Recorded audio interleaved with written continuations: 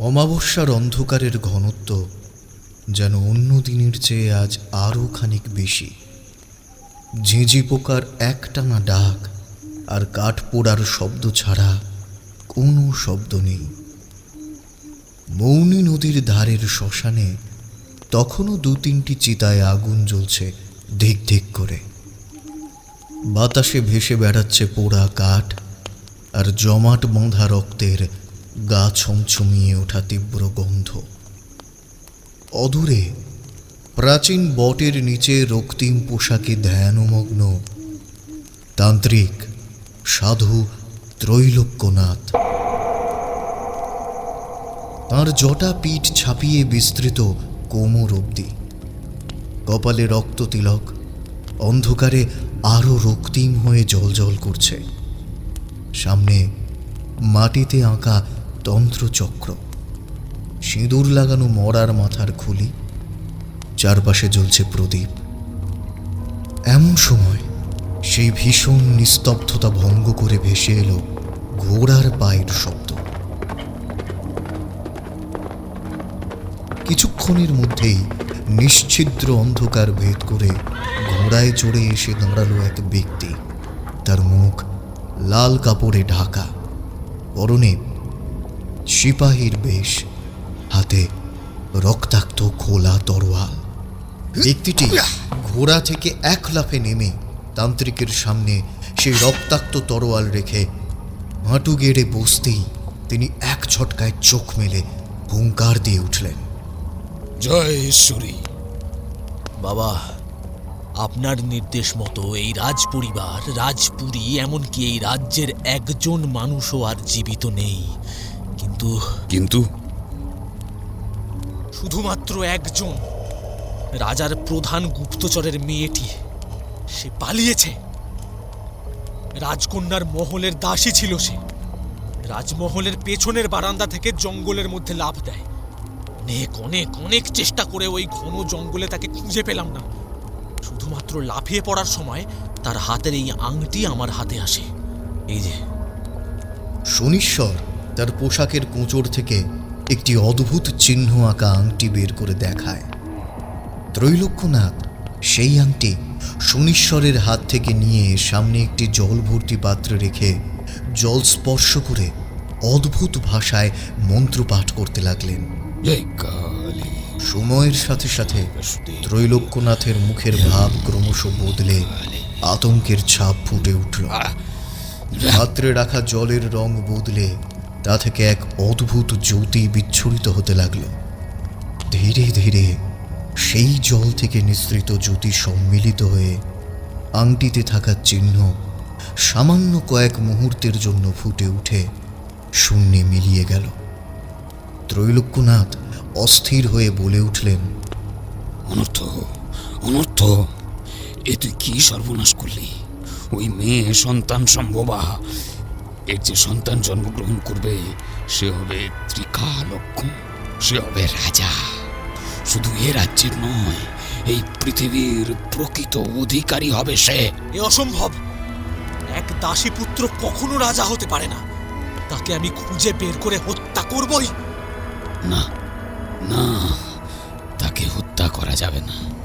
তার মাথার উপর আছে মহাকালের আশীর্বাদ, আর এই পৃথিবীতে একমাত্র সেই পারবে এই ধরিত্রী পুরাণের পাঠোদ্ধার করতে।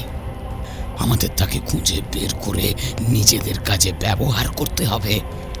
সেই আমাদের সাহায্য করবে এই পৃথিবীর সকল প্রাণীর উপর নিয়ন্ত্রণ করতে। তাকে আমরা পাবো কোথায়? চিনব কিভাবে? তার কাছে থাকবে এই বিশেষ চিহ্ন যা এই আংটিতে আছে। তাকে খুঁজে বের করার জন্য আমায় আরো কঠোর তপস্যা করতে হবে। সে যদি আমাদের বিরোধী হয়ে আত্মপ্রকাশ করে, তখন আমরা তার সাথে মোকাবিলা করব কিভাবে? নিজেদের লক্ষ্যে পৌঁছতে আমাদের কত অপেক্ষা করতে হবে বাবা? অস্থির হয়ে কোনো সুরাহা হবে না। আমাদের দুজনের উপরই আছে ঈশ্বরীর অমরত্বের আশীর্বাদ। আমরা যোগ বলে এখন দেহত্যাগ করে সাধন মার্গে গিয়ে আরো শক্তি অর্জন করব। আমাদের আবার আবির্ভাব হবে। তুই হবি ছায়া মানব, আমার মন্ত্র সাধনায় ছায়া হয়ে থাকবি তুই। আমরা ফিরে আসব।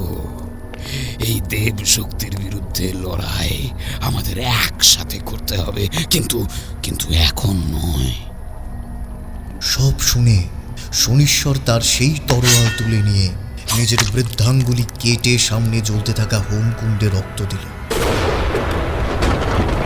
সাথে সাথে ভীষণ বজ্র বিদ্যুৎ সহযোগে আকাশ ভেঙে বৃষ্টি এলো।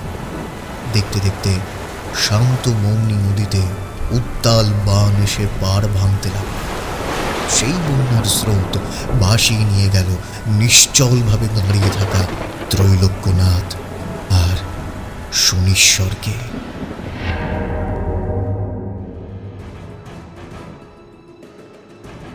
আপনারা শুনছেন দ্য ডার্ক হর্সেস। আজ ডার্ক হর্সেসের বিশেষ নিবেদন তারানাথ তান্ত্রিকের গল্প ধরিত্রী পুরাণ ও তারানাথ তান্ত্রিক।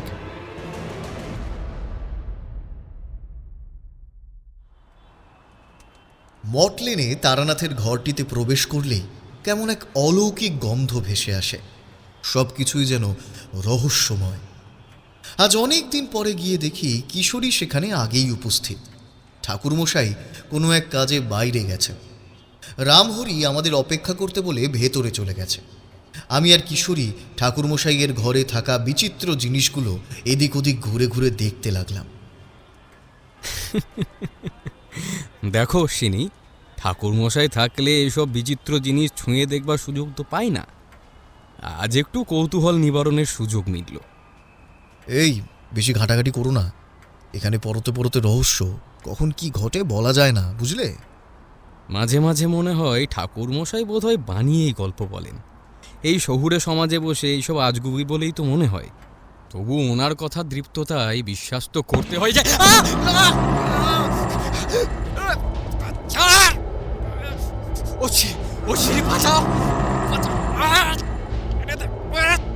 হঠাৎ কোথা থেকে অন্ধকার করা ধুলোর ঝড় উঠল, আর সাথে সাথে এক অদ্ভুত দর্শন প্রাণী এসে কিশোরীর ওপর ঝাঁপিয়ে পড়ল।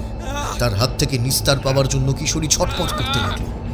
আমি ঘটনার আকস্মিকতা কাটিয়ে ঘরের কোণে থাকা লাঠি তুলে তাকে বাঁচাতে যাব, দেখি দরজায় তারানাথ।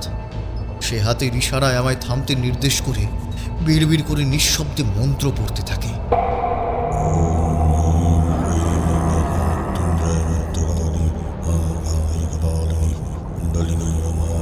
ক্ষণিকের মধ্যে নেউল আর শিয়াল মিশ্রিত অদ্ভুত দেখতে প্রাণীটি কিশোরীকে ছেড়ে তারানাথের দিকে জ্বলন্ত চোখে ফিরে তাকাল। ওই প্রচণ্ড ধুলোর ঝড় তখন থেমেছে। প্রাণীটি ভীষণ হিংস্র মুখে গর্জে উঠে এক লাফে তারানাথের কাঁধের ওপর দিয়ে লাফ দিয়ে ঝড়ের বেগে বাইরে চলে গেল। আমি কিশোরীর দিকে তাকিয়ে দেখি সে মাটিতে পড়ে, তার মুখ হাত জন্তুর আঁচড়ে রক্তাক্ত। তাকে তুলে বসিয়ে এক গ্লাস জল দিলাম। সে খানিক ধাতস্থ হয়ে তারানাথের দিকে ফিরে একটা খোলা বাক্সের দিকে হাত দেখালো। আমি ব্যস্ত হয়ে বললাম, ঠাকুরমশাই, কিশোরীর ওষুধের প্রয়োজন। দেখি তারানাথ আমার কথার কোনো উত্তর না দিয়েই যেদিকে কিশোরী বাক্সটি নির্দেশ করল সেই দিকে চলেছেন।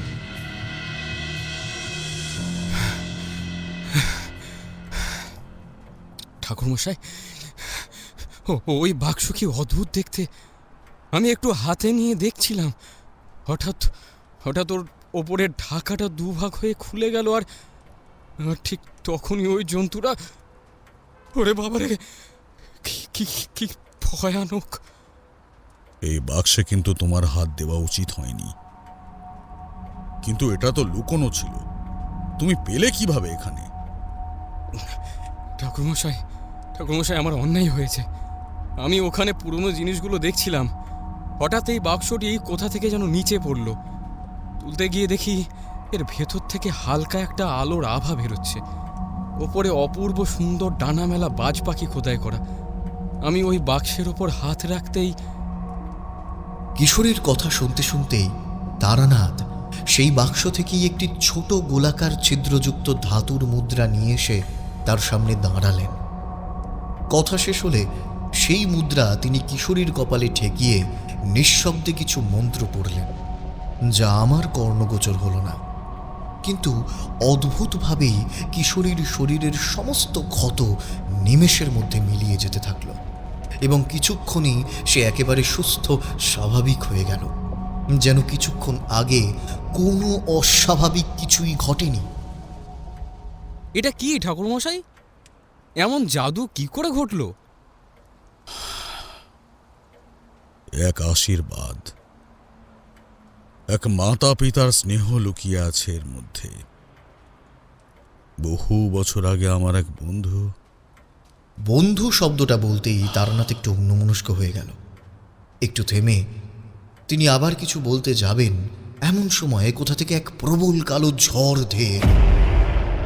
দরজার বাইরে আমরা সেই কিছুক্ষণ আগে পালিয়ে যাওয়া জন্তুটির কণ্ঠস্বর শুনতে পেলাম, আর সাথে সাথেই দেখলাম সেই ঝড়ের মধ্যেই এক মানুষের ছায়া। তার অবয়বটুকু শুধু বোঝা যায়, তাছাড়া আর কিছুই না, যেন আর কোনো কিছুই নেই।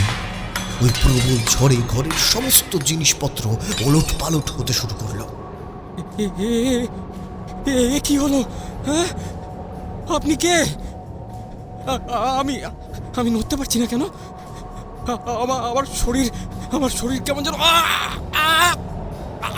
ক্রমশ আমার সারা শরীরে তীব্র যন্ত্রণা অনুভব হতে লাগলো, আর সাথে সাথে চোখের পাতা ভার হয়ে এলো। কোনো মতেই চোখ মেলে থাকতে পারছি না। তার মধ্যেই দেখলাম ঠাকুরমশাই বিড়বিড় করে মন্ত্র পড়ছে, কিন্তু তা কয়েক মুহূর্তের জন্য। তারপর এক ভীষণ পৈশাচিক হাসির শব্দ আমাদের কানে এলো, আর আমি মূর্ছা গেলাম।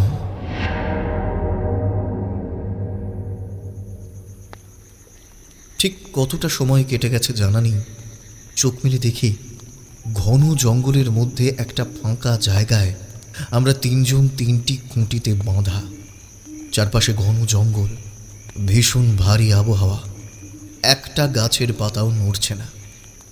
আমাদের সামনে মাঝে একটা জায়গায় আগুন জ্বলছে, আর আমাদের প্রত্যেককে পাহারা দিচ্ছে সেই অদ্ভুত দর্শন এক একটি প্রাণী। তারা ক্রমাগত আমাদের চারপাশে ঘুরে চলেছে, কখনো পায়ের কাছে, কখনো নাকের কাছে মুখ এনে পরীক্ষা করছে আমরা জীবিত না মৃত। আমাদের হাত পা কোনো এক মন্ত্রপুত রশিতে ভীষণ শক্ত করে বাঁধা, নড়াচড়া করবার ক্ষমতা পর্যন্ত নেই। আগুনের ঝলকে খানিক চোখ সইয়ে নিয়ে দেখলাম কিশোরী নিজের বাঁধন ছাড়াবার বৃথা চেষ্টা করছে। তারানাথ তখনও প্রায় অচেতন হয়ে পড়ে আছেন। এমন সময় দেখলাম সামনের জঙ্গল থেকে একজন সাধু বেরিয়ে এলেন।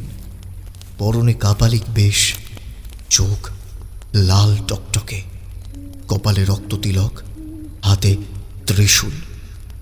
তিনি এসে মাটিতে ত্রিশূলটাকে সোজা গেঁথে দিয়ে সামনের জ্বলন্ত আগুনের আঁচে এক মুঠো ধুমো দিতেই আগুন দাউ দাউ করে জ্বলে উঠল এবং এক অদ্ভুত ভাষায় উচ্চস্বরে মন্ত্র পড়তে লাগলেন তিনি।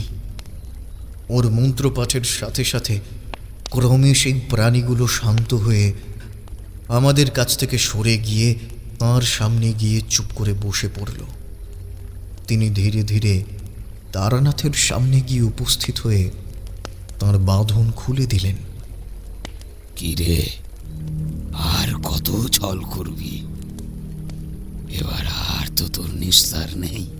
চোখ মেলে দেখ, আমার হাত থেকে পালিয়ে কেউ কোনোদিন বেশি দিন থাকতে পারেনি। তুই একমাত্র যাকে পেতে আমার এত সময় লাগলো। কি হলো? আর ভান করে লাভ নেই, ওঠ।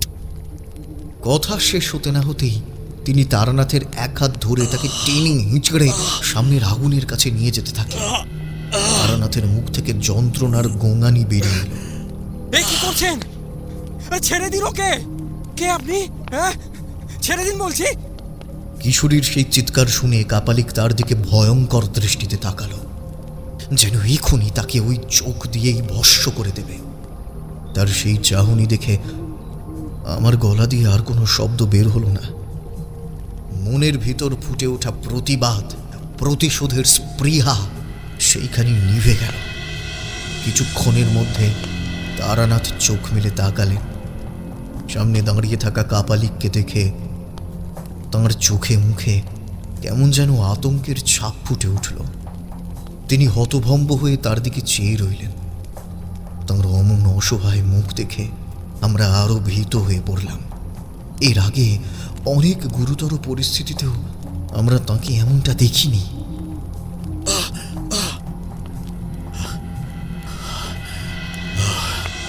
আপনি আপনি যাক, চেনা গেছে। তবে তাহলে এও বুঝতে বাকি নেই কেন তোকে এখানে আনা। সময় নষ্ট না করে আমার জিনিস আমায় ফেরত কর। আমার কাছে আপনার কোনো জিনিস নেই। আপনি আমায় খুঁজে পেলেন কিভাবে?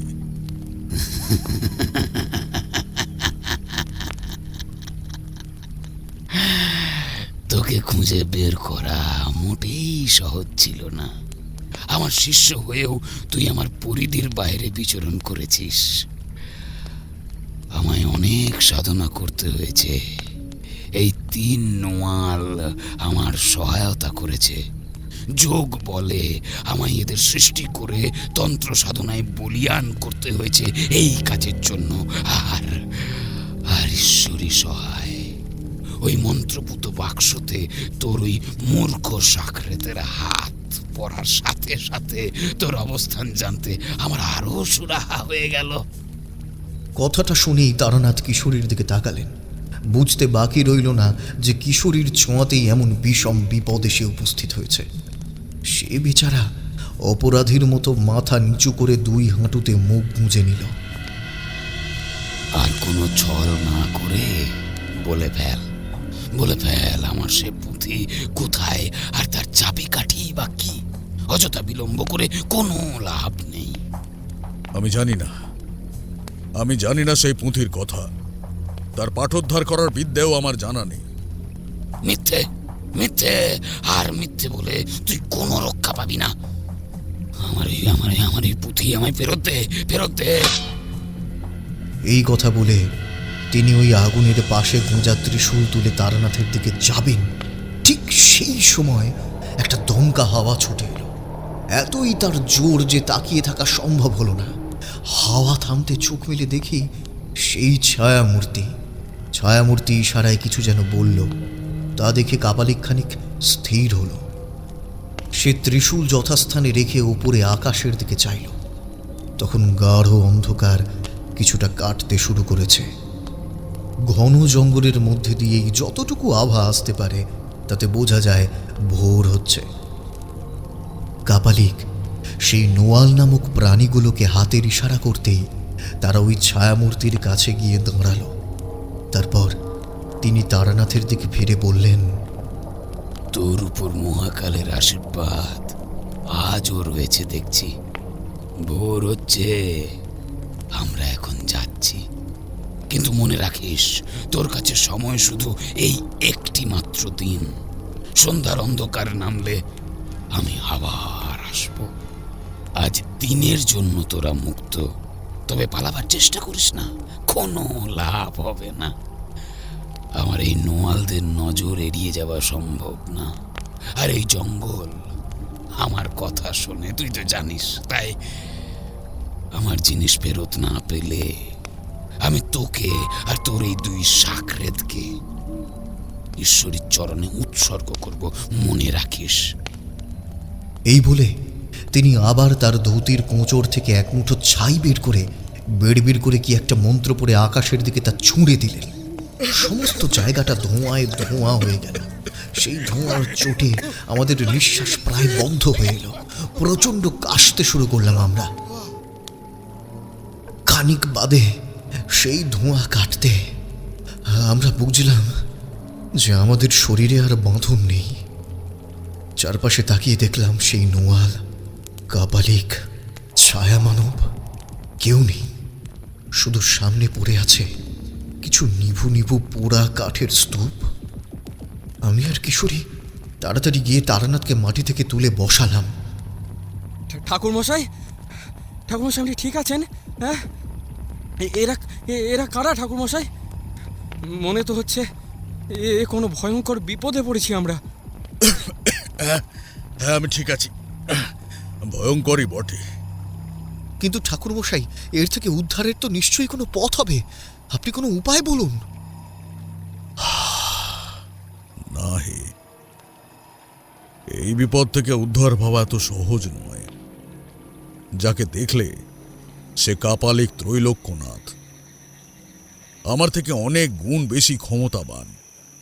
আর ওই ছায়া মানব শনিশ্বর, সেও সমান শক্তিশালী। এদের মোকাবিলা করা সহজ নয়।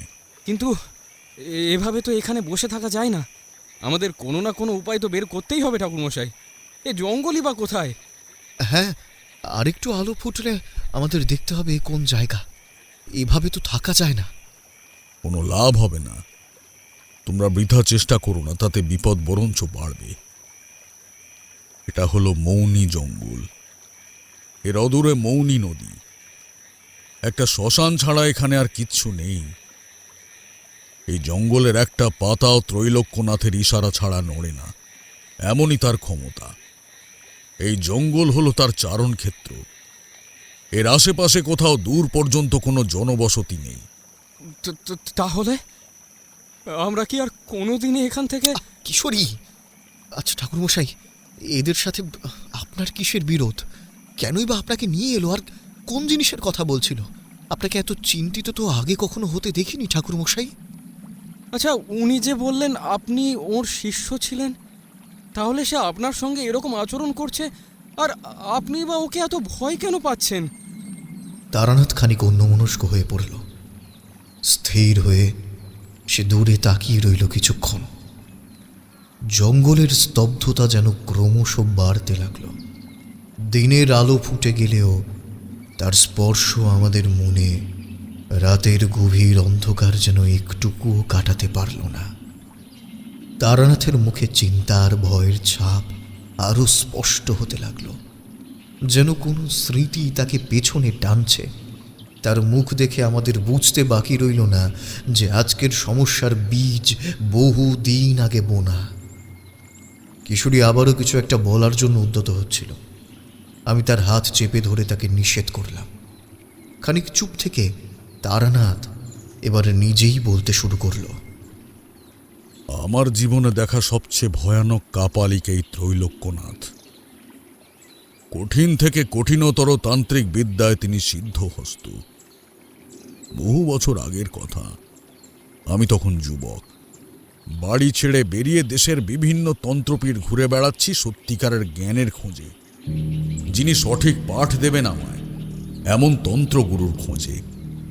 এমনই এক সময় আমি এসে পৌঁছাই এই জঙ্গলের কাছের গ্রাম জামলগঞ্জে। ঠিক কিভাবে যে এসে পড়েছিলাম তা আমার মনে নেই। অবশ্য এখন আর সেই গ্রামের কোনো অস্তিত্ব যদিও নেই। কেন ঠাকুরমশাই? সে এক ভয়ঙ্কর অতীত। সেই গ্রামের ঈশান কোণে এক প্রাচীন বট গাছের নিচে আমি প্রথম ত্রৈলোক্যনাথের দেখা পাই। গ্রামের মানুষেরা তাকে দেবতা জ্ঞান করত। ওই গ্রামে শিক্ষার আলো বিশেষ ছিল না, আর শহুরে প্রভাব তো নয়। ফলত কারো কোনো রোগ ব্যাধি হলে বদ্যি, আর তাতে কাজ না হলে সকলেই ত্রৈলোক্যনাথের কাছে এসে হত্যে দিত। তিনিও যোগ বলে তাদের প্রায় চোখের নিমেষে সারিয়ে দিতেন। কারো মাথার ব্যথায় মন্ত্রপুত জল ছিটিয়ে, কাউকে আবার একবার স্পর্শ করে, কিংবা একটা মাদুলি দিয়ে। কিছুদিন এমনটা দেখার পর এবং তার তন্ত্রবিদ্যায় সিদ্ধি লাভের কথা জেনে একদিন আমি তার কাছে গিয়ে হাজির হলাম। বাবা, আমি তন্ত্র সাধনায় সিদ্ধি লাভের আশায় বাড়ি ছেড়েছি। এখন আপনি যদি আমায় শিষ্য হিসেবে সাথে থাকার অনুমতি দেন, তবে আমি কৃতার্থ হই। আমার শিষ্য হতে গেলে আমার কথা মতো চলতে হবে। বিনা প্রশ্নে, বিনা দ্বিধায় আমার সব কথা মানতে হবে। যদি পারো তবেই। হ্যাঁ গুরুদেব, আমি আপনার সব নির্দেশ বিনা প্রশ্নে, বিনা দ্বিধায় পালন করব। কখনো অমান্য করব না। আপনার কথাই আমার কাছে শেষ কথা। আমি রাজি। আমি তখন বিদ্যা আর সিদ্ধি লাভের মোহে আর কিছুই ভেবে দেখলাম না, বুঝলাম না যে এর পরিণাম কি ভয়ঙ্কর হতে পারে। ত্রৈলোক্যনাথের কথা মেনে নিলাম। শুরু হলো আমার তন্ত্র সাধনার জীবনযাপন। আমার জায়গা হলো গুরুর আস্তানায়। সেই বট গাছের অনতি দূরে একটা ছোট্ট কুটিরে থাকতাম আমি আর তার আরেক শিষ্য অবনীন্দ্র, আমার বন্ধু অবনী। অবনী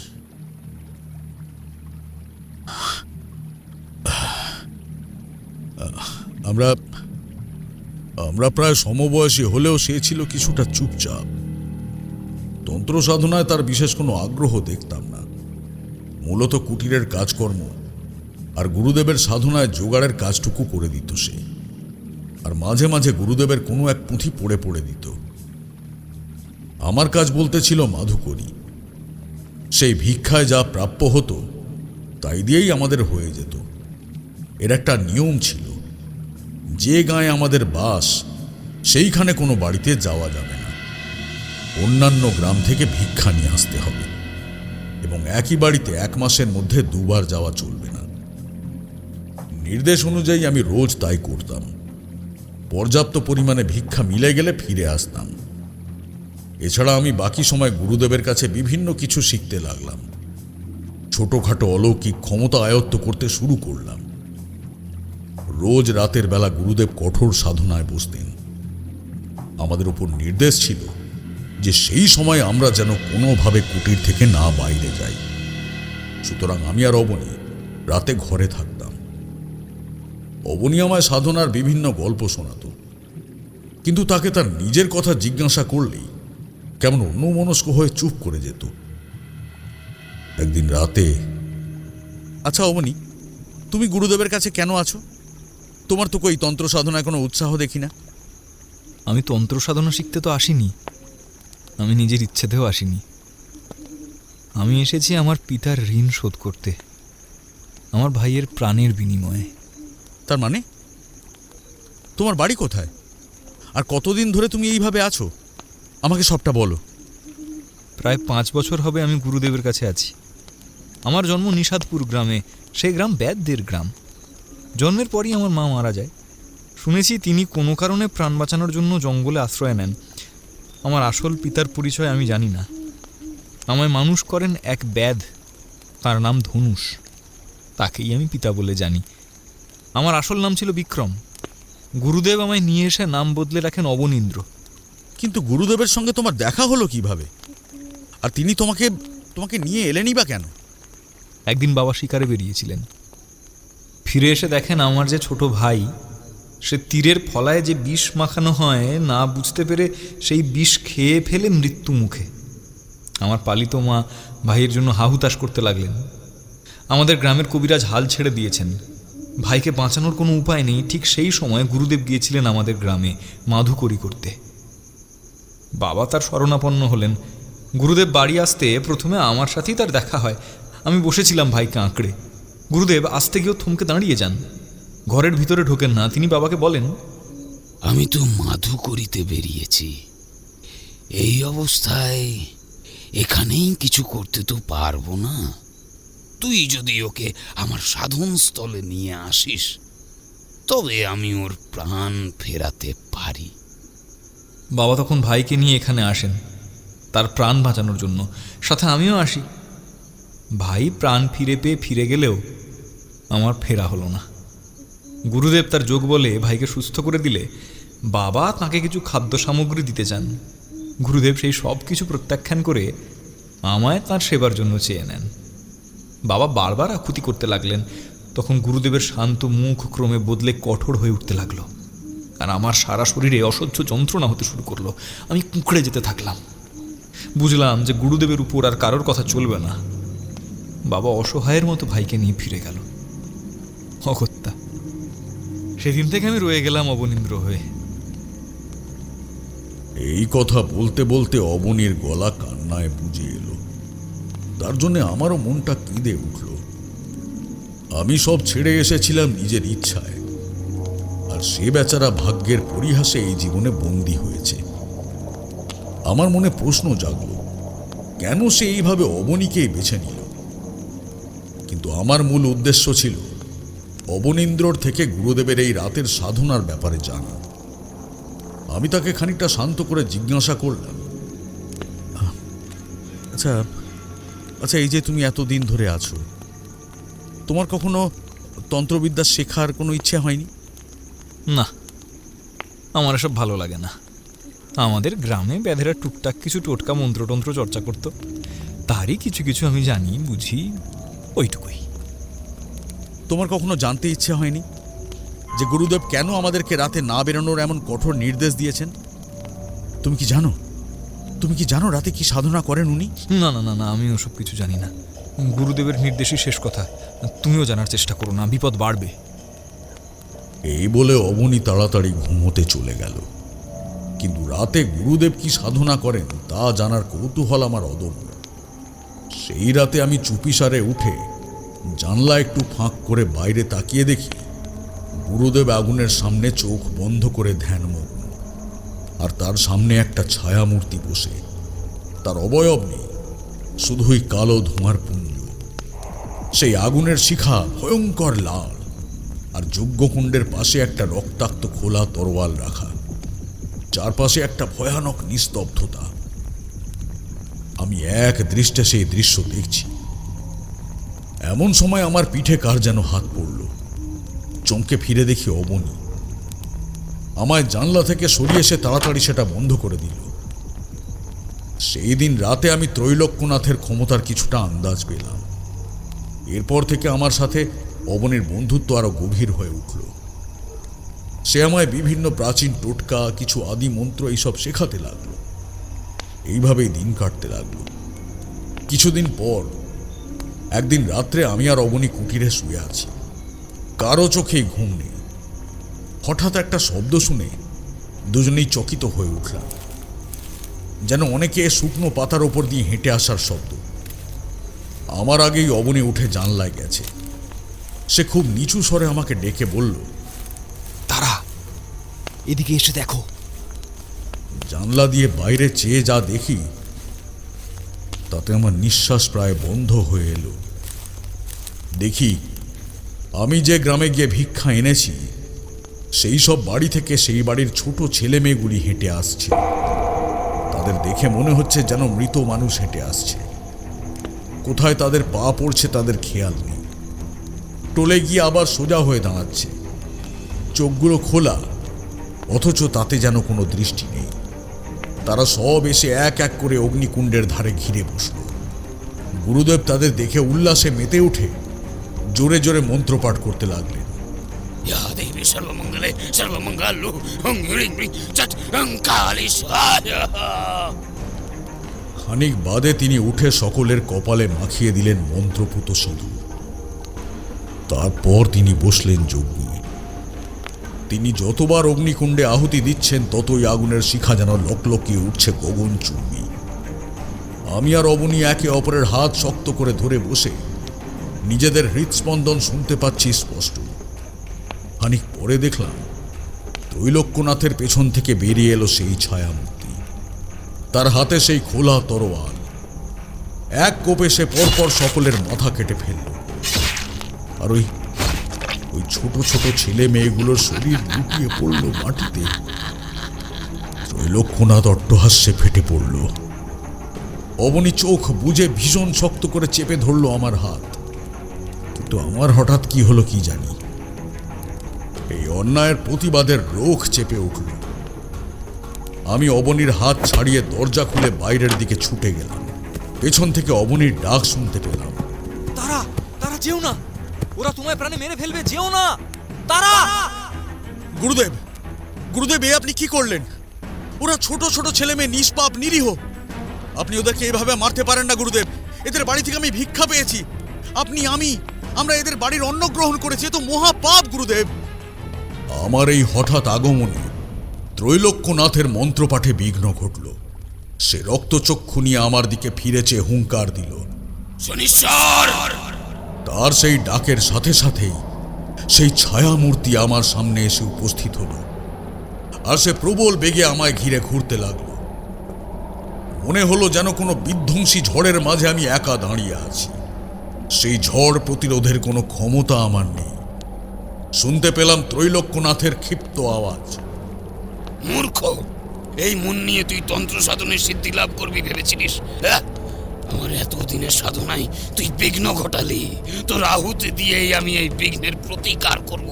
এমনিতেই তুই আমার কথা অমান্য করেছিস, আর যা জেনেছিস তারপর তো তোকে আর বাঁচতে দেওয়া যায় না। আজই তোর শেষ। এই বলে ত্রৈলোক্যনাথ আমার দিকে আসতে উদ্যত হলেন। ঠিক সেই সময় শুনলাম অবনীর গলার স্বর।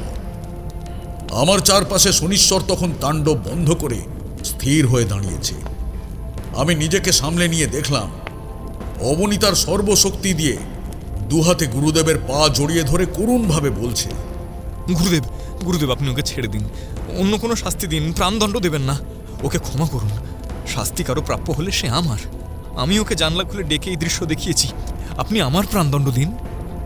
এই শুনে ত্রৈলোক্যনাথ আরো ক্ষিপ্ত হয়ে উঠল। এক ঝটকায় নিজের পা ছাড়িয়ে নিয়ে অবনীকে সজোরে একটা লাথি মেরে মাটিতে ফেলে দিলেন। চিৎকার করে উঠলেন, এত বড় বিশ্বাসঘাতকতা! এর শাস্তি তোকে পেতেই হবে। তবে আগে আমি এই তারানাথকে উৎসর্গ করব, তারপর তোর সাথে আমার অন্য বোঝাপড়া হবে। না, আপনি তারাকে হত্যা করবেন না। ওকে হত্যা করলে আমি আপনাকে আর সাহায্য করব না। আমি জানি কেন আপনি আমায় মারতে চাইছেন না। মুহূর্তের মধ্যে ত্রৈলোক্যনাথ কেমন হতভম্ব হয়ে গেল। তার কথা শুনে আমিও বেশ অবাক হলাম। অবনীর দিকে তাকিয়ে দেখি তার চোখে মুখে এক অদ্ভুত তেজ। তার যে অসহায় শান্ত মুখ সেটা কিন্তু আর নেই, চোখে এক অভূতপূর্ব দীপ্তি। ত্রৈলোক্যনাথ মুহূর্তের মধ্যে নিজেকে সামলে নিয়ে বলল, তোর বড় সাহস বেড়েছে তো। কি বলতে চাস তুই? আমি জানি আপনি এই পৃথিবীর উপর আধিপত্য বিস্তার করতে চান, সব কিছুকে নিজের নিয়ন্ত্রণে নিয়ে নিজের ইচ্ছে মতো চালাতে চান। আর সেটা কারো মঙ্গলের জন্য না, শুধুমাত্র নিজের স্বার্থে।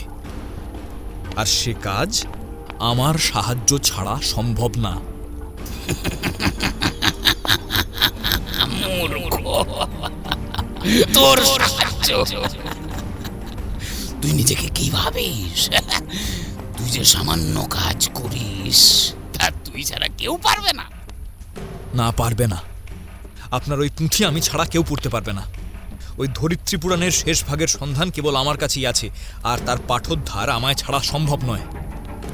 এইবার দেখলাম ত্রৈলোক্যনাথের চোখে মুখে এক ভয়ের চিহ্ন ফুটে উঠল। সে ইশারায় শনিশ্বরকে বলল সরে যেতে। শনিশ্বর সরে যেতেই দেখলাম অবনী বিড়বিড় করে কি সব মন্ত্র উচ্চারণ করতে লাগলো। কোথা থেকে একটা বিরাটকায় বাজ পাখি সেখানে উড়ে এলো। তার বিস্তীর্ণ ডানার ঝাপটায় শনিশ্বর মুহূর্তের মধ্যে হাওয়ায় মিশে গেল। ওই শ্মশান সে তোলপাড় করতে লাগলো। ত্রৈলোক্যনাথ উদ্ভ্রান্ত হয়ে উঠল সব রক্ষা করার জন্য। যে মুদ্রা আজ তোমরা দেখলে সেটি একটি কালো দড়ি দিয়ে লকেটের মতো অবনীর গলায় থাকত। দেখতে দেখতে সেটা থেকে ভীষণ তেজি জ্যোতি বেরোতে থাকলো। আমি কিছুই বুঝে উঠতে পারছিলাম না। দৌড়ে এসে অবনীর পাশে বসে উদ্ভ্রান্তভাবে বললাম, এসব এসব কি হচ্ছে অবনী? অবনী, তুমি কি করছো? দেখো দেখো, গুরুদেব বিধ্বস্ত। চলো চলো, এই বেলা আমরা এখান থেকে পালিয়ে যাই। চলো। তারা তারা তুমি পালাও, পালাও এখান থেকে। ওই পিছনের জঙ্গলের পথ ধরে পালাও। না না না না না, তোমায় এইভাবে একলা ফেলে আমি কিছুতেই যাব না। তোমাকেও আমার সাথে যেতে হবে। জেদ করো না, তুমি যাও, আমার কিচ্ছু হবে না। এই নিয়ে খানিকক্ষণ আমাদের মধ্যে খানিক দ্বন্দ্ব চলল। শেষে অবনী তার গলা থেকে সেই লকেট খুলে আমার হাতে দিয়ে বলল, তারা, এই লকেট আমার জন্মের সময় থেকে আমার সাথে থেকে আমায় রক্ষা করেছে। এই লকেটই আমার পরিচয়। তুমি যদি পারো এই নিয়ে নিশাদপুর গ্রামে গিয়ে আমার বাবার সাথে দেখা করো। এই লকেট দেখিয়ে তাকে সবটা বলো, তাহলেই তুমি সব জানতে পারবে। আমার সাথে তোমার আবার দেখা হবে, ঠিক দেখা হবে। পথে অনেক বিপদ, এই লকেট তোমায় রক্ষা করবে। না না না অবনী, না না অবনী, তুমিও চলো। আমি এইভাবে তোমাকে ছেড়ে যেতে পারবো না অবনী, পারবো না। যাও যাও, আর দেরি করলে আমি তোমায় হয়তো বাঁচাতে পারবো না। মনে রেখো, দেখা আমাদের হবেই। আমার আর কোনো কথাই খাটল না। আমি দেখলাম ত্রৈলোক্যনাথ তখন নিজেকে প্রায় সামলে নিয়েছে। সে তার ত্রিশূল তুলে সেই বাজ পাখিকে দমন করার দিকে উদ্যত হয়েছে। অবনী আমায় জোরে একটা ধাক্কা মেরে কিছুটা দূরে ফেলে দিল। আমি দেখলাম সেই বাজ এবার আমার দিকে এসে তার পায়ে করে আমায় তুলে নিয়ে খানিকটা জঙ্গলের মধ্যে নিয়ে গিয়ে ফেলল। সেইখান থেকে আমি আর কোনো উপায় না দেখে জঙ্গলের পথ ধরে দৌড়তে লাগলাম। আমার কানে শুধু ভেসে এলো, মনে রেখো, গ্রাম নিশাদপুর, পিতার নাম ধনুষ।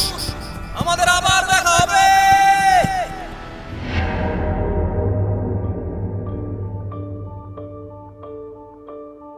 গল্পটি শুনতে কেমন লাগছে আপনাদের আমাদের অবশ্যই কমেন্ট বক্সে জানাবেন।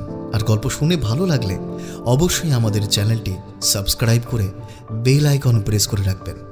তাহলে আবারও গল্পে ফেরা যাক।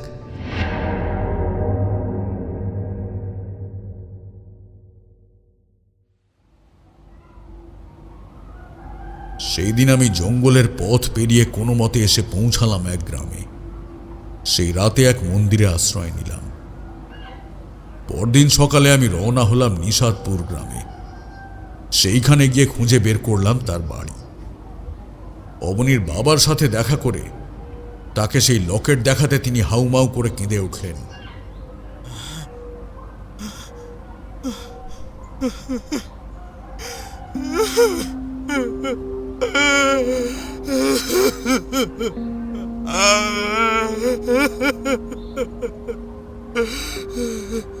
বাবা, বাবা আপনি কাঁদবেন না। অবনী বলেছে সে নিজেকে ঠিক রক্ষা করবে, তার সাথে আমাদের আবার দেখা হবে। এই লকেটটি তার রক্ষা কবচ ছিল, আর এই লকেটের জন্যই সে আজ এই অবস্থা। বিধাতার কি যে লিখো।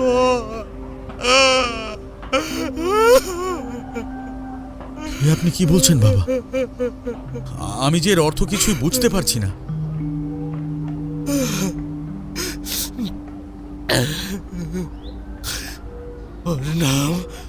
ওর নাম বিক্রম। আমাদের নিজের ছেলে না হলেও আমরা তাকে খুব ভালোবাসতাম।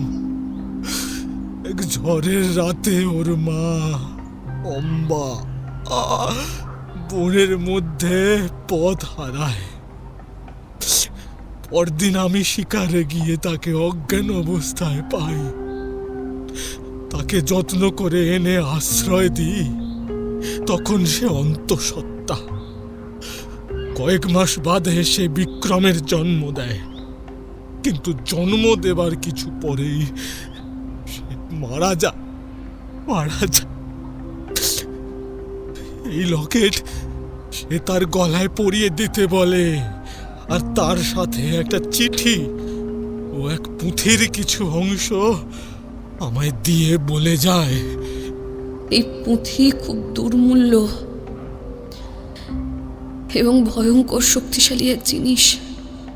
এর খোঁজে রয়েছে বেশ কিছু মানুষ যারা কেউ ভালো নয়। এই পুঁথি যদি কেউ খারাপ উদ্দেশ্যে ব্যবহার করে তবে ভয়ঙ্কর কাণ্ড হতে পারে।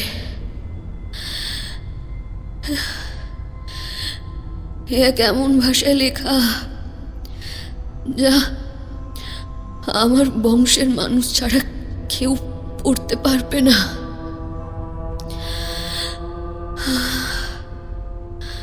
আমার এই পুত্র জন্মসূত্রে সেই ক্ষমতা লাভ করবে, কিন্তু ওর কাছে এই পুঁথি আছে জানলে ওর প্রাণ সংশয় হতে পারে। এই যে এই লকেট তখন ওকে রক্ষা করবে, তাই এটা ওকে সর্বদা পরিয়ে রেখো। এই পুঁথির বাকি অংশ ছড়িয়ে রয়েছে এই রাজ্যের বিভিন্ন জায়গায়। এটা পুঁথির শেষ এবং সবচেয়ে গুরুত্বপূর্ণ ভাগ, তাই একে আমি আমি কাজ ছাড়া করিনি। আমার আমার বংশের সবাই মারা গেছে, সবাই মারা গেছে ভয়ানক আক্রমণে। তাই আমার আমার ছেলেকে তুমি তুমি বাঁচিও ঠাকুর। আমার আমার আমার আমার ছেলেকে তুমি আমার ছেলেকে তুমি বাঁচিও।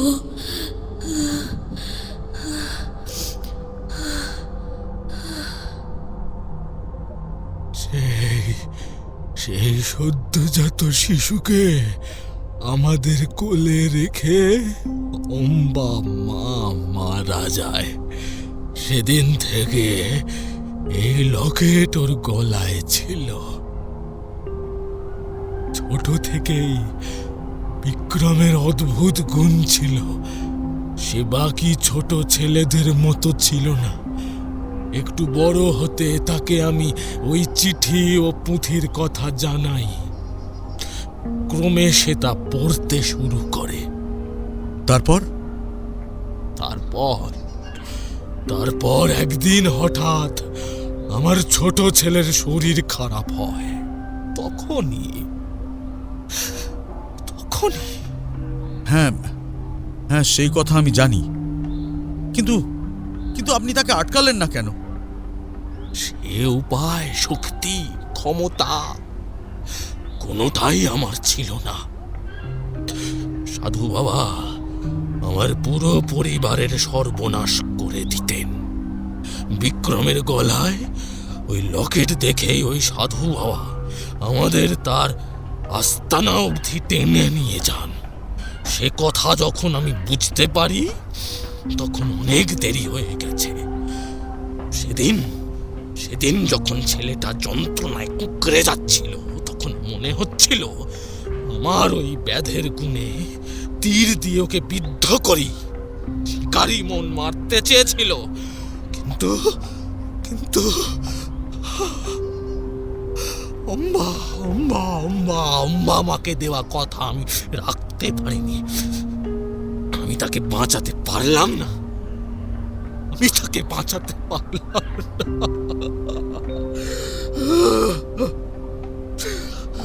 আপনি শান্ত হন বাবা। আচ্ছা, সেই পুঁথি কি আমি একবার দেখতে পারি? আমি তো তাকে রাখতে পারলাম না। এই পুঁথি যদি আমি রক্ষা করতে না পারি, আর বিক্রম তোমায় যখন তার রক্ষা কবচ দিয়েছে, তোমায় আমার কাছে পাঠিয়েছে, তখন ওই পুঁথির ভার আজ থেকে তোমার। এ তুমি সাবধানে রাখো, রাখো সাবধানে।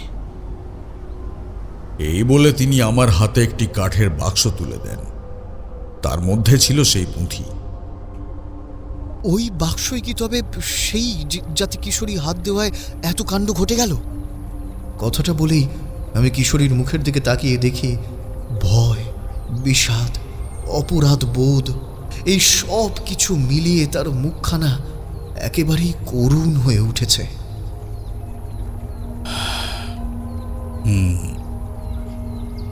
এত বছর ধরে ওই বাক্স আমি খুব যত্নে গোপনে রেখেছিলাম। ওই পুঁথি, লকেট কিছুই আমি কখনো ব্যবহার করিনি।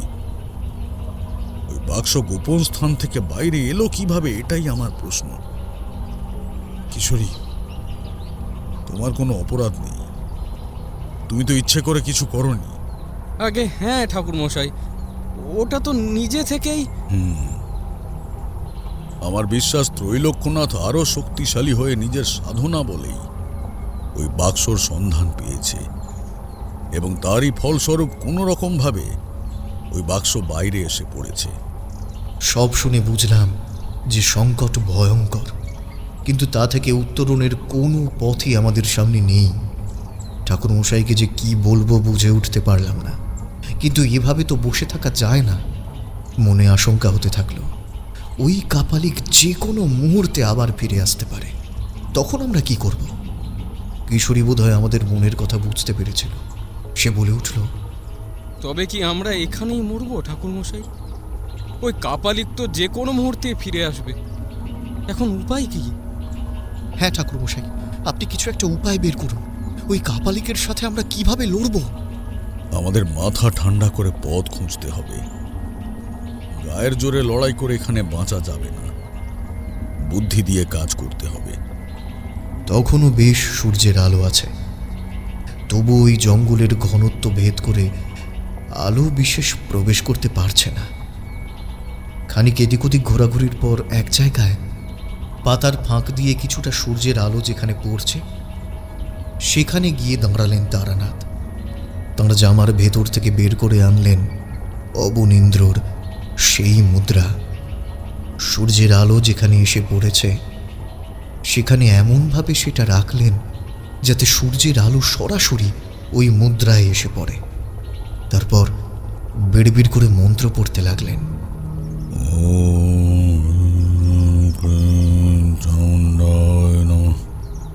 কিছুক্ষণ পর আমরা একটা অদ্ভুত আওয়াজ পেলাম, বাজ পাখির ডাকের আওয়াজ। ওই নিস্তব্ধ জঙ্গলে কোথা থেকে সে এলো তা বুঝে উঠতে পারলাম না। পাখিটি উড়ে এসে আমাদের সামনে শান্তভাবেই বসল। এমন আকারের সাদা বাজ পাখি এর আগে আমরা কখনো দেখিনি। এই বাজ তোমাদের পথ দেখাবে, কিন্তু মনে রেখো, খুব দ্রুত তোমাদের এই জঙ্গল থেকে বেরোতে হবে, সন্ধে হবার আগে। আর আপনি আপনি যাবেন না? না, আমি এখন যেতে পারবো না। আমি চলে গেলে সে আমাদের কাউকে ছাড়বে না। এই মুহূর্তে তোমরা এগিয়ে যাও। না ঠাকুরমশাই, তা হয় না। আমরা এই বিপদে একসাথেই থাকব। আমরা আপনাকে একা ছেড়ে যাব না। সে আপনাকে একা পেয়ে তো আরো অত্যাচার করবে। আমাদের না পেয়ে সে যদি রাগে আপনাকে... না না, ওই পুঁথি যতক্ষণ না সে পাবে ততক্ষণ আমায় সে কিচ্ছু করবে না। কিন্তু ঠাকুরমশাই, সে তো ওই পুঁথির সন্ধান পেয়েছে। সে কি তা এত সহজে ছেড়ে দেবে? আপনি অস্বীকার করলেও সে কি মানবে? হ্যাঁ, কথাটা অবশ্য তুমি ঠিকই বলেছ। এর প্রতিকার আমাকেই করতে হবে। আমার অবনীর শেখানো মন্ত্রের জোরে পথ বের করতে হবে। তোমরা এগোতে থাকো, আমি আসছি। শুধু মনে রেখো, সূর্যের আলো থাকতে থাকতে তোমাদের এই জঙ্গল পার করতেই হবে, আর কথা নয়। অগত্যা আমাদের তারানাথকে একা ছেড়েই চলে আসতে হলো। মাথার ওপর দিয়ে পথ দেখিয়ে সেই বাজ পাখি চলতে থাকলো, কিন্তু ওই জঙ্গল যেন প্রতি পদক্ষেপে আমাদের আটকাতে চাইছে। পদে পদে লতা পাতা পায়ে জড়িয়ে যেতে লাগলো। খানিকটা এগোনোর পরেই আমাদের কানে ভেসে এলো সেই 3 নোয়ালের ডাক। তারা একইভাবে ক্রমাগত ডেকে যাচ্ছে। সেই ডাক শুনে আমাদের পথ দেখিয়ে যে বাজ নিয়ে যাচ্ছিল সেও ডেকে উঠল। ধীরে ধীরে উভয়েরই ডাকের তীব্রতা বাড়তে লাগলো। নোয়ালগুলোর ডাকের মধ্যে যুদ্ধ প্রস্তুতি, কিন্তু তারা যেন কারোর নির্দেশের অপেক্ষায়। এইভাবে 2 বন্যের খানিক বাক যুদ্ধ চলতে লাগলো। কিশোরী ভয়ে কাঁপতে লাগলো। চলতে গিয়ে সে কয়েকবার হোঁচট খেয়ে পড়ে গেলেও আবার সামনে উঠল। আমিও কোনোভাবে সব বাধা ঠেলে চলতে লাগলাম। আমাদের কারো মুখে কোনো কথা নেই। ধীরে ধীরে 2 প্রাণীর ডাক থেমে চারপাশে আবারও ভীষণ নিস্তব্ধতা ঘনিয়ে এলো। জঙ্গল এতই গভীর আর পথ দীর্ঘ যে ক্রমে আলো কমতে শুরু করলো। চলতে চলতে এক সময় আমরা পথ হারালাম। সেই পাখির নির্দেশ আমরা কোনো মতেই আর ঠাহর করতে পারলাম না। গোলক ধাঁধার মতো ঘুরতে লাগলাম। তখন সবে সন্ধে নেমে এসেছে। আমাদের পা অচল হয়ে পড়েছে। কিশোরীর প্রায় কাঁদো কাঁদো অবস্থা। আর পারছি না। আমরা কি আর এই জঙ্গল থেকে সত্যি সত্যি কোনোদিন বেরোতে পারবো না? অশ্বিনী, কই ঠাকুর মশাও তো এখনো এলেন না। উফ, ভয় পেও না, আমরা ঠিক উদ্ধারের কোনো না কোনো পথ পাবোই। ঠাকুরমশাই নিশ্চিত এমন কোনো ব্যবস্থা করতেই গেছেন যাতে এরকম বিপর্যয় আবার কখনো এসে না পড়ে। ভয় পেও না কিশোরী। আরে যেদিকে যাচ্ছি কোনো পথই তো পাচ্ছি না, সব পথ কেমন যেন বন্ধ হয়ে যাচ্ছে। ওই বাজ পাখিকেও তো আমরা হারিয়ে ফেললাম। এখন কি উপায় এখান থেকে বেরোবো আমরা? কিশোরীর কথার সত্যতা আছে। আমরা তো কোনো মতেই বেরোনোর পথ খুঁজে পাচ্ছি না। প্রায় হতাশ হয়ে এই দুজনেই যখন একটা গাছের নিচে বসে পড়েছি, হঠাৎ দেখি কোথা থেকে একটা হালকা আলো এসে পড়ছে, আর সেই আলোয় ভেসে আসছে বড় একটা সাদা পালক। খানিক দেখার পর আমার বুঝতে দেরি হলো না যে এই পালক সেই বাজ পাখির পালক। কিশোরী খানিক ঝিমিয়ে পড়েছিল। আমি তাকে ধাক্কা দিয়ে তুলে সেটা দেখাতেই সে লাফিয়ে বলে উঠল, ও চিনি, ওই দেখো দেখো দেখো দেখো, ওই পালক আমাদের কোনো একটা পথ দেখাচ্ছে বলে মনে হচ্ছে। চলো চলো চলো, ওর গতিপথ ধরে আমরা বরং এগিয়ে যাই, চলো। আমি আর কিশোরী সেই পালকের সাথে চলতে লাগলাম। বেশ খানিকটা পথ যাওয়ার পর জঙ্গল পাতলা হয়ে এলো। বাইরের আকাশের দিকে তাকিয়ে আমি বুঝলাম সন্ধ্যা হয়ে গেছে। আকাশে মিটমিট করে তারা জ্বলছে। সামনে বিস্তীর্ণ ধুধু মাঠ। সেই মাঠের পর আরও অনেক অনেক দূরে গ্রামের ছোট ছোট আলো দেখা যায়, যেন জোনাকি জ্বলছে। তা সে কয়েক যোজন পথ হবে। আমরা খানিক ধাতস্থ হয়ে দাঁড়ালাম। ওই পালক তখন আমাদের 3 পাক ঘুরে ক্রমে আকাশে মিলিয়ে গেল। কিন্তু এত দূর এসে আমরা পড়লাম দ্বিধায়, কারণ তারানাথ তখনও আসেননি। আমরা জঙ্গল থেকে বেরিয়ে খোলা মাঠে গিয়ে বসলাম। কি করা যায় ভাবছি, প্রথমে কিশোরী বলে উঠল, কিন্তু ঠাকুর মশাইকে ছাড়া আমাদের চলে যাওয়া কি ঠিক হবে? আমিও সেই কথাই ভাবছিলাম। আমাদের এখানে অপেক্ষা করাটাই শ্রেয়। ঠিক সেই সময় হঠাৎই দেখলাম সামনে জঙ্গলের মধ্যে প্রবল ঝড় উঠেছে। সেই ঝড়ের রেশ যদিও আমাদের অব্দি এলো না, তবু সেই মৌনি জঙ্গলের ঝড় দেখে মনে হতে লাগলো হাজার হাজার মানুষ যেন একসাথে মারণ উল্লাসে মেতেছে। যে জঙ্গলের একটা পাতাও মরে না বলে তারানাথ বলেছিলেন, সেখানে কি আশ্চর্য বিষয় ঘটে গেল।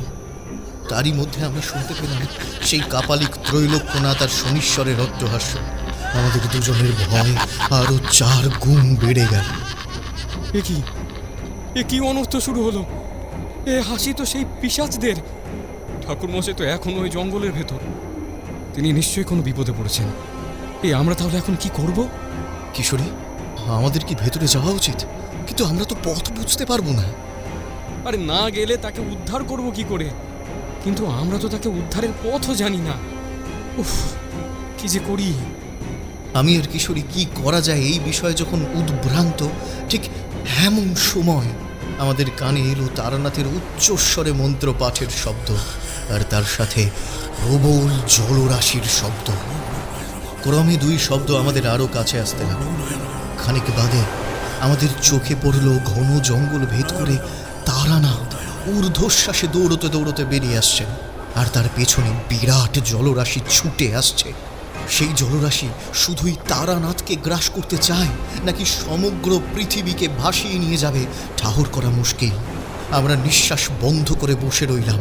তারানাথ জঙ্গলের বাইরে এসে ফাঁকা মাঠে দাঁড়িয়ে তাঁর 2 হাতের মুঠোয় থাকা কিছু একটা ওই জলরাশির দিকে ছুঁড়ে দিল। তারপর সেই জলরাশি আছড়ে পড়ল জঙ্গলের শেষ প্রান্তে। তার রেশে আমরা ছিটকে গিয়ে পড়লাম আরো খানিক দূরে।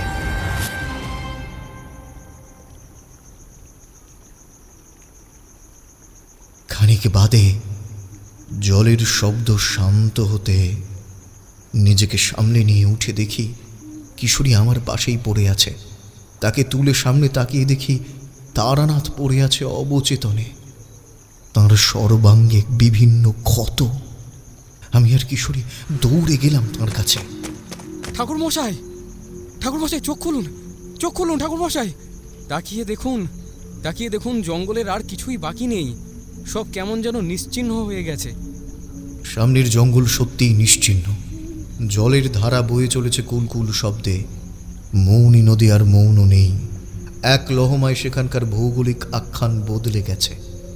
আমি মুহূর্তের বিস্ময় কাটিয়ে ছুটে গিয়ে নদী থেকে আঁজলা ভরে জল তুলে এনে ঠাকুরমশাইয়ের চোখে মুখে ছিটিয়ে দিতে কিছুক্ষণের মধ্যেই তিনি চোখ মেলে চাইলেন।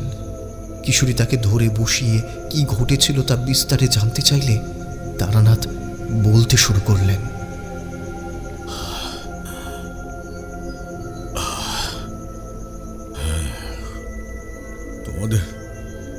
তোমাদের পাঠিয়ে দিয়ে আমি সেই জায়গায় ফেরত যাই, কারণ পালিয়ে আসায় কোনো সুরাহা হতো না। ত্রৈলোক্যনাথ এতই শক্তিশালী যে সে এবার আমাদের অতি সহজেই খুঁজে পেত। সুতরাং আমি তার মুখোমুখি হওয়ায় স্থির করি।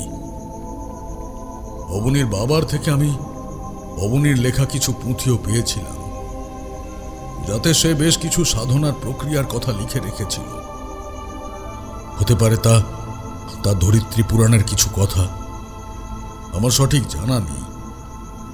আমি সেই রকমই কিছু প্রক্রিয়া শুরু করি। কিছুক্ষণের মধ্যেই ত্রৈলোক্যনাথ ও শনিশ্বর সেখানে এসে উপস্থিত হয়। তারপর তুই তোর চেলাদের পালিয়ে যেতে সাহায্য করে আবার আমার কথার অমান্য করলি। তবে ওরা এ জঙ্গল ছাড়িয়ে যেতে পারবে না। তারা পথ হারিয়েছে, তারা নগণ্য মানুষ। তোর সাথে বোঝাপড়া শেষ করে আমি তাদের ঈশ্বরের চরণে উৎসর্গ করব। সেটা আপনি পারবেন না। ওই পুঁথি আপনার হাতে যতক্ষণ না সম্পূর্ণরূপে আসবে, আপনি আমায় শেষ করতে পারবেন না। আর আমি থাকতে ওদের কোনো ক্ষতি আমি হতে দেব না। আজ তুই কিছুতেই আমার হাত থেকে পালিয়ে বাঁচতে পারবি না। যা আমার তা আমায় দিয়ে দে, আমি ওদের ছেড়ে দেব। আমি জানি না সেই পুঁথি কোথায়। আর ও পুঁথি যেখানেই থাক, তা তোমার হাতে কোনো দিনও আসবে না। মিথ্যে তর্ক করে সময় নষ্ট করার কোনো মানে নেই। তারা ওই বাক্সের মধ্যেই ছিল ওই পুঁথি, এখন নেই। ওই পুঁথি আমার চাই। বল কোথায় সরিয়েছিস তুই? নতুবা আমি তোর সঙ্গীদের টেনে এনে এখনই বলি দেব। বেশ, আমি তার সন্ধান তোমায় দেব, কিন্তু একটা শর্তে। শর্ত? কি শর্ত? আমাকে বলতে হবে অবনীন্দ্র কোথায়। অবনীন্দ্র?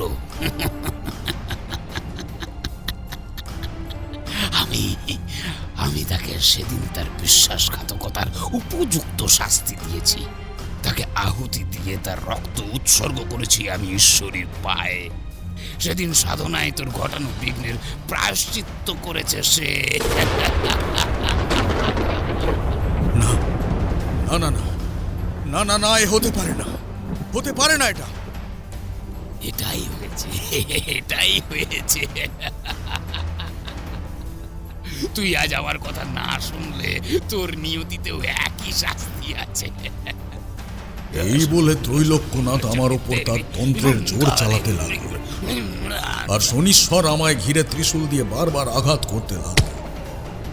অবনীর মৃত্যু সংবাদ আমায় ভয়ানক রকম বিচলিত করে তুলল। আমি আর কোনো কথা না বাড়িয়ে প্রাণপণে সেই বিশেষ প্রক্রিয়ায় ধ্যান করতে লাগলাম, আর আমার সর্বশক্তি দিয়ে এক মনে মন্ত্র পাঠ করতে লাগলাম। ধীরে ধীরে দেখলাম জঙ্গলের গাছপালায় আন্দোলন শুরু হলো। আমার কানে ভেসে আসতে লাগলো মৌনী নদীর জলোচ্ছ্বাসের শব্দ। এমন সব কাণ্ড দেখে ত্রৈলোক্যনাথ বলে উঠল, কি মনে করেছিস তুই এইভাবে আমায় আটকাতে পারবি? তুই শক্তিমান হতে পারিস, কিন্তু মনে রাখিস আমি তোর গুরু ছিলাম। তোর চেয়েও আমি অনেক বেশি শক্তিমান। তুই এখন যে জন্ম কাটাচ্ছিস, আমি এমন অনেক জন্ম কাটিয়েছি। আমাদের আছে অমরত্বের বরদান। আমার তন্ত্র সাধনা জন্ম জন্মান্তরের। এই বলে ত্রৈলোক্যনাথ যখন অহংকারের হাসি হেসে উঠল, ঠিক সেই সময় কোথা থেকে যেন জঙ্গলের ভেতর থেকে 7-8টি বিরাটকায় বাজ পাখি উড়ে এলো। তারা তাদের পা দিয়ে ত্রৈলোক্যনাথকে শূন্যে তুলে নিয়ে আবার ফেলে দিল।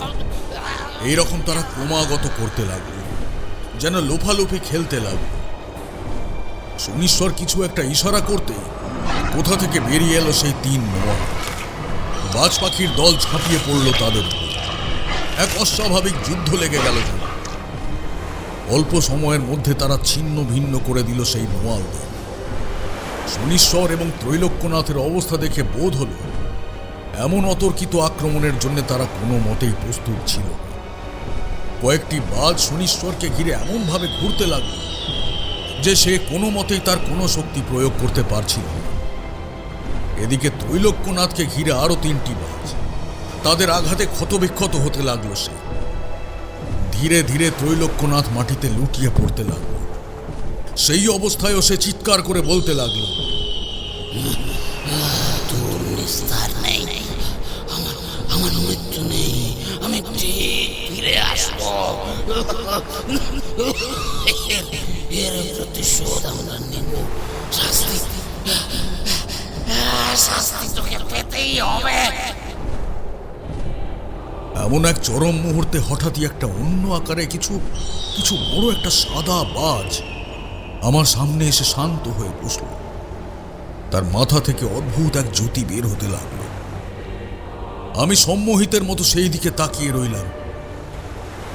ধীরে ধীরে সেই বাজের রূপ পরিবর্তন হয়ে অবনীর রূপ নিল। আমি তখনও নিজের চোখকে বিশ্বাস করতে পারছি না। আমার 2 চোখ জলে ঝাপসা হয়ে উঠল। শুনতে পেলাম, তারা, আমি তোমায় বলেছিলাম না বন্ধু, আমাদের আবার দেখা হবে, ঠিক হবে। দেখো, দেখা হলো। তুমি বেঁচে আছো? কিন্তু গুরুদেব যে বললেন তিনি... হ্যাঁ, আমি বেঁচে আছি, কিন্তু গুরুদেব যা বলেছেন সেও কিছু সত্য। সেদিন তুমি চলে যাওয়ার পর গুরুদেব আমার রক্তে আহুতি দিলেও আমায় প্রাণে মারতে পারেননি। উনি আমার বুক চিরে রক্ত নিয়ে যখন আহুতি দেন, তখন ভোরের আলো ফুটে উঠেছে, তাই তার সেই আহুতি সম্পূর্ণ হয়নি। তিনি আমায় ওই অবস্থায় সেখানে ফেলে রেখেই নিজের যোগ বল কাজে লাগিয়ে চোখের নিমেষে উধাও হয়ে যান। আর যে বাজ তোমায় পথে এগিয়ে দিয়েছিল, সে আমায় পিঠে তুলে নিয়ে উড়ে যায় আমার পূর্বজদের আস্তানায়। সে জায়গার নাম বেহেশত। আমাদের বংশের পুণ্যবান মানুষদের বাস সেখানে। তাদের শুশ্রূষায় আমি সুস্থ হয়ে উঠে নতুন জীবন পাই। সেদিন রাতে তোমায় আমি আমার সব পরিচয় দিইনি। কিছুটা তুমি আমার বাবার কাছে জেনেছ নিশ্চয়ই। যা বাবাও জানে না তা আমি জেনেছি আমার মায়ের চিঠি থেকে। আমরা হলাম আকাশ ও জলের দেবতা বরুণের বংশজ। এই বাজ তারই এক রূপ, যার ভার সমগ্র পৃথিবীকে রক্ষা করা। আমাদের কোন পূর্বজ দেবতার নির্দেশে রচনা করেন এই ধরিত্রী পুরাণ। আমাদের মধ্যেকার কেউ কেউ মানুষ রূপে পৃথিবীতে থেকে এই কাজ করার চেষ্টা করে, কিন্তু এই কাপালিকের মতো কিছু লোভী তা হতে দিতে চায় না। তারা এর অপব্যবহার করতে চেয়ে তাদের প্রত্যাখ্যান। আমি তাদের শেষ অনুযোগ। আমি এখানে থাকার সময় নিজ কর্তব্য পালন করার সব চেষ্টা করেছি, তাই আমার কাছে সন্তুষ্ট হয়ে আমাদের দেবতা আমায় এই পরিবর্তনের অলৌকিক শক্তি প্রদান করে। অবনীর কথাগুলো শুনতে শুনতে আমার যেন কেমন ঘোর লেগে গেছিল। সে আমায় বলতে লাগলো, তারা, এবার যাবার সময় এসেছে। তোমাকেও এখনই এইখান থেকেই চলে যেতে হবে। ওই শোনো, জলোচ্ছ্বাসের শব্দ। এদের পাপের ঘোড়া পূর্ণ, তাই আজ মৌনি জেগেছে। তুমি এখান থেকে না গেলে তুমিও ওদের সাথে অতলে তলিয়ে যাবে। যে ধরিত্রী পুরাণের জোরে ওরা এই পৃথিবীকে পৈশাচিক শক্তি দিয়ে নিয়ন্ত্রণ করে নরক বানিয়ে তুলবে ভেবেছিল, আজ সেই পৃথিবীর জলরাশির মধ্যেই ওরা সমাধিস্থ হবে। ঈশ্বরের আশীর্বাদে অমরত্বের অধিকারী হলেও ওরাই গভীর জলরাশির অতল থেকে কখনো উঠে আসতে পারবে না। এই নাও, এই দুটি সঙ্গে করে তুমি এখন এই জঙ্গল থেকে যাও। জঙ্গল শেষ হলে যখন জলরাশি আসতে পড়তে থাকবে, ওম বরুণায় নমঃ এই বলে দুটি জিনিস তুমি ওই উত্তাল জলে ছুঁড়ে দিও। সব শান্ত হয়ে যাবে, তোমার কোনো ক্ষতি হবে না। এই বলে সে আমার 2 হাতে কি যেন রাখল। তারপর আমার কানের কাছে মুখ এনে বলল, এই আমাদের শেষ দেখা বন্ধু। আমার সব জিনিস তোমার দায়িত্বে রইল, যত্নে রেখো। ওর অপব্যবহার হতে দিও না। আর আমার সে লকেট সর্বদা তোমার সাথে রেখো, সে তোমায় রক্ষা করবে। কথা শেষ হতে আমি দেখলাম অবনী আবার ক্রমশ বাজ পাখির মতো হয়ে চলেছে। আমার ঘোর কাটল জলরাশির ভীষণ শব্দ। হাতের দিকে চেয়ে দেখি এক হাতে একটি লাল কাপড়ের অংশ, আর অন্য হাতে একটি মকর চিহ্নিত মুদ্রা। সামনে তাকিয়ে দেখলাম ত্রৈলোক্যনাথের ক্ষতবিক্ষত শরীর, আর পাশে একটি কালো ধোঁয়ার কুণ্ডলী ঘুরপাক খাচ্ছে। একটি বাজ পাখিরও কোনো চিহ্ন নেই। পেছন ফিরে দেখলাম মৌনী নদী ফুলে ফেঁপে উঠে ভীষণ বেগে ধেয়ে আসছে। আমি আর এক মুহূর্ত দেরি না করে জঙ্গল থেকে বেরোনোর জন্য দৌড়তে শুরু করলাম, ওই মন্ত্র আওড়াতে আওড়াতে। একবার শুধু পেছনে তাকিয়ে দেখলাম ওই বিপুল জলরাশি আছড়ে পড়ল ত্রৈলোক্যনাথ আর শনিশ্বরের উপর। ধরিত্রী পুরাণের প্রতি লোভে তারা ওই ধরিত্রীর বুকে বিলীন হয়ে গেল। এরপর যা হলো সে তো তোমরা স্বচক্ষেই দেখেছ। এত অবধি বলে তারানাথ থামলেন। তখন তাঁর চোখ ভর্তি জল। বন্ধু হারানোর যন্ত্রণা যে এই জলের কারণ তা বুঝতে আমাদের বাকি রইল না। ঠিক এমন এক আবেগের মুহূর্তে কিশোরী বলে বসল, ঠাকুরমশাই, ওই বাক্সে সত্যিই বই নেই? না, সেই দিন বিপদের ইঙ্গিত পেয়ে তোমাদের কথার ফাঁকেই আমি বই ওখান থেকে অন্যত্র সরিয়ে দিই। তার মানে ওই বই এখনো আপনার কাছেই আছে? সত্যি সত্যি? এই আমাদের একবার দেখাবেন? আহ কিশোরী, কি হচ্ছেটা কি? আগে ঠাকুরমশাইকে সুস্থ হয়ে বাড়ি ফিরতে দাও। দেখছো না ওর শরীরে কত ক্ষত? আমার বকুনিতে কিশোরীর উত্তেজনা খানিক দমে গেল। তারানাথ তার কাপড়ের ভাঁজ থেকে অবনীন্দ্রের সেই লকেট বের করে বুকের উপর চেপে ধরলেন। দেখলাম ধীরে ধীরে তাঁর সমস্ত ক্ষত মিলিয়ে গেল। তিনি শান্তভাবে কিশোরীর দিকে তাকিয়ে বললেন, নিশ্চয়ই দেখাবো। এই সাংঘাতিক পরিস্থিতিতে তোমরা আমার জন্য আটকে পড়েছিলে, তবু তোমরা আমার সঙ্গ ছেড়ে যাওনি।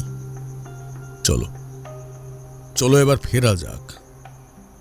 অনেকটা পথ হেঁটে এসে সেদিন আমরা একটা গ্রামের দেখা পেলাম। সেখানে কিছু আহারাদি সেরে আমরা কিছুটা সুস্থ বোধ করে বাড়ির পথে রওনা হলাম। এরপর বেশ কিছুদিন কেটে গেছে। একদিন সন্ধ্যায় আমি আর কিশোরী যথারীতি গিয়ে হাজির হয়েছি তারানাথের মটলিনীর সেই ঘরে। ঘরে ঢুকতেই তিনি অতি উৎসাহিত হয়ে বলে উঠলেন, আরে এই তো এসেছো তোমরা, তোমাদের অপেক্ষায় করছিলাম। কেন গুরুদেব? সেই পুঁথি আজ আমি এমন জায়গায় রেখে আসব যে আর কেউ কখনো খুঁজে পাবে না। শুধু তোমাদের দেখানোর অপেক্ষায় ছিলাম। এই বলে তারানাথ ডানা মেলা বাজ পাখির ছবি খোদাই করা কাঠের বাক্সটি নিয়ে এসে সামনে রাখলেন। তার দুটো পাল্লা দুদিকে খুলতে তার মধ্যে থেকে আজও এক অদ্ভুত আলো বেরিয়ে এলো। দেখলাম ভেতরে রাখা একটা চামড়ার মলাটের বই। দেখেই বোঝা যায় এই বই বহু প্রাচীন। ওপরে চামড়ার মলাটে সেই বাজের ছবি, আর ভেতরে গাছের ছালের পাতার ওপর বিভিন্ন রঙিন কালি দিয়ে আঁকা চিত্র। তা এত সুন্দর ও নিখুঁত, দেখে মনে হয় যেন একটু আগেই কেউ তা এঁকে গেছে। কিশোরী আমার কানের কাছে ফিসফিস করে বলে উঠল, এই অশ্বিনী, ওটা হায়ারোগ্লিফিক্স, বুঝতে পেরেছো? আমি চুপচাপ মাথা নেড়ে সায় দিলাম। আমাদের দেখা হয়ে গেলে তারানাথ তার সাধনার ঝোলা কাঁধে তুলে ওই বাক্সে ভরা পুঁথি নিয়ে বেরিয়ে গেলেন। আর যাওয়ার আগে বলে গেলেন, এই জিনিস যার, যেখানে এর থাকার কথা সেইখানেই একে ফিরিয়ে দিয়ে আসি। তোমরা বসো, রামহরি গরম গরম চপ এনেছে তোমাদের জন্য, খেয়ে যাবে। আমরা বসলাম। রামহরি এসে চপ দিয়ে গেল।